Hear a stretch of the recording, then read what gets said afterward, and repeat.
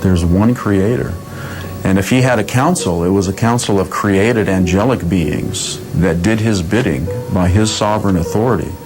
And the idea of equally co-eternal beings working with him on a group project is totally unprecedented in Jewish and Christian teaching.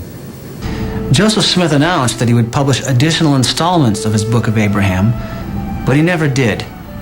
And in June of 1844, he was assassinated. And a group of Mormon dissidents published a newspaper called the Nauvoo Expositor, which accused Joseph Smith as mayor of taking too much into his own hands.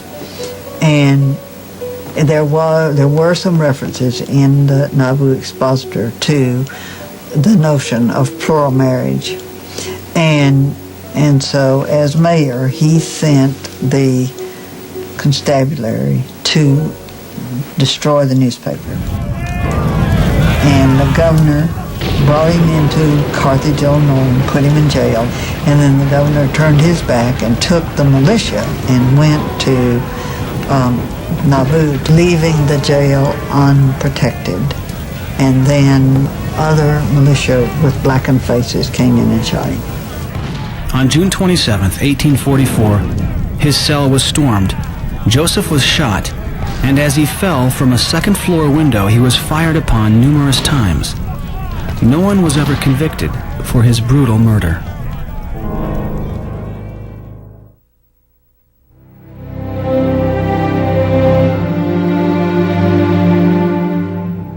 In 1846, under the leadership of Brigham Young, the Mormons made their historic trek from Nauvoo to the Great Salt Lake Valley. At the time, this was isolated frontier territory, far from the jurisdiction of the U.S. government. And though Joseph Smith was no longer leading the Mormons, his Book of Mormon, Doctrine and Covenants, and Pearl of Great Price, including the Book of Abraham, all became canon, inspired scriptures on par with the Old and New Testaments of the Bible. They are the basis for the unique theology of the Church of Jesus Christ Latter-day Saints to this day. In the Great Salt Lake Valley, the Mormons once again proved their ability to settle frontier territory and to build a thriving town. They began work on another temple, their greatest yet. But the scroll Joseph Smith had identified as a lost Book of Abraham remained in Illinois, in the possession of Joseph's mother, Lucy Mack Smith, and his widow, Emma. In 1856, 12 days after Lucy's death, Emma Smith, who now seemed to have ambivalent feelings about her late husband, sold the papyri to a man named Abel Combs.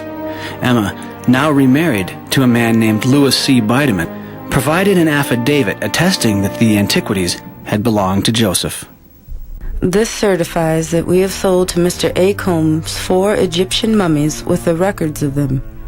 They were purchased by the Mormon prophet Joseph Smith at the price of $2,400 in the year 1835. They were highly prized by Mr. Smith on account of the importance which attached to the record, which was accidentally found enclosed in the breast of one of the mummies. Emma Smith Bideman, May 26, 1856. One of the things that is really interesting about Emma Smith, she was very much engaged in the process of forgetting as well as remembering, because she has to forget that he introduced plural marriage into Mormonism. Even though we know that she was at some of these ceremonies where he married other women that were friends of his, friends of hers, and her husband married them as well. She told her sons that it was Brigham Young that introduced plural marriage into Mormonism. 2 of the mummies sold to Abel Combs were later acquired by a Chicago museum that was destroyed in the Great Chicago Fire of 1871. It was assumed that the Joseph Smith papyri had also been destroyed, lost forever to the emerging knowledge of Egyptology.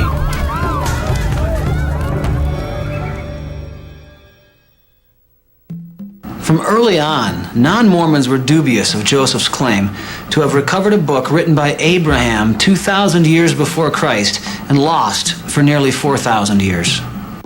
A man named William West, who visited the Mormons in Kirtland and viewed Joseph Smith's Egyptian scrolls, expressed his doubts in an 1837 pamphlet. Is it possible that a record written by Abraham containing the most important revelations that God ever gave to man should be entirely lost by the tenacious Israelites and preserved by the unbelieving Egyptians, and by them embalmed and deposited in the catacombs with an Egyptian priest? I venture to say no. It is not possible. It is more likely that the records are Egyptian. In 1859, a French Egyptologist named Théodule de Verrier provided the first scholarly evaluation of the Book of Abraham. The focus of de Verrier's critique was 3 illustrations or facsimiles that Joseph Smith copied from the Egyptian scrolls and published as part of his Book of Abraham. Below each of the facsimiles, Joseph provided his explanations of their meanings. According to Joseph, facsimile 1 depicts an idolatrous priest about to slay Abraham on an altar. The scene is specifically referred to in the text of the book itself. And it came to pass that the priests laid violence upon me, that they might slay me also, as they did those virgins upon this altar. And that you may have a knowledge of this altar, I will refer you to the representation at the commencement of this record. Book of Abraham, chapter 1, verse 12. But de Verrier noticed that there was something wrong with the pictures. They closely resembled scenes he had come across numerous times in common Egyptian burial documents. But Smith, according to de Verrier, had completely misidentified the characters and the scenes. In facsimile 1, Smith labeled the standing figure on the left as a priest, knife in hand, attempting to slay Abraham. In reality, said de Verrier, this is the Egyptian god Anubis, assisting the resurrection of a deceased Egyptian. Anubis was also drawn incorrectly. He should have been pictured with the head of a jackal, not the head of a man. The god Anubis, who should have a jackal's head, effecting the resurrection of Osiris. Théodule de Verrier, 1859. You would never imagine, as an Egyptologist, that the god, the black god on the left of this scene, had anything but a jackal's head. That's just normal. Joseph Smith had explained another of the illustrations in the Book of Abraham, called facsimile 3, as Abraham seated on Pharaoh's throne, lecturing the royal court on matters of astronomy. But again, de Verrier said Joseph's explanation was completely wrong.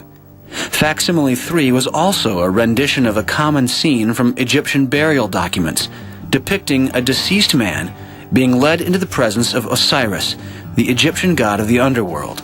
The deceased led by Mat into the presence of Osiris. His name is Horus, as may be seen in the prayer which is addressed to the divinities of the 4 cardinal points. Théodule de Verrier, 1859. Joseph said the characters above the man's hand identify him as Shulam. In actuality, the hieroglyphics give his name, Horus. There is no mention of Shulam at all. De Verrier's initial analysis of facsimile 3 is accurate.